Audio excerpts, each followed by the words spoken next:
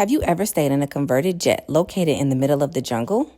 During my most recent trip to Costa Rica a few weeks ago, me and my son had the opportunity to stay in one of the most unique hotels that I've ever seen in the world. The name of the hotel is Hotel Costa Verde, sitting in the Manuel Antonio National Park in Costa Rica. They offer the opportunity for you and your family to stay in old planes and jets that they have converted into hotel rooms, sitting in the middle of the jungle just like a tree house. This was my first time staying here, so I was so excited that I could not contain myself. Me and my son stayed in the Cockpit Cottage that does have its own bridge entrance, which is what you saw at the beginning of the video. So that bridge is specifically for those staying in this cottage.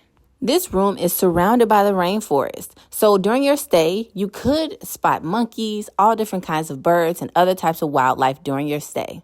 Let me give you a tour of the inside. The Cockpit Cottage comes equipped with a microwave, a fully functioning freezer and refrigerator. There are also plates, all kinds of pots and pans inside of the cabinets, and all types of cutlery for you to use while you're eating. Moving into the custom-built bathroom that they built around the airplane to keep the integrity of the plane, there are screens that allow you to have open air while being protected from the wildlife and the wildlife being protected from us. This gives a true treehouse feel, so as you're taking a shower, you almost feel like you're outside. Moving into the main space, I love all of the wood detailing. The bed was very comfortable and so was the little bench here. And yes, if you're wondering, there is AC. This is where I spent most of my time here at the Cockpit Cabana, was on the balcony. You can see the Manuel Antonio Beach right from the balcony, as well as all of the beautiful trees and foliage around you.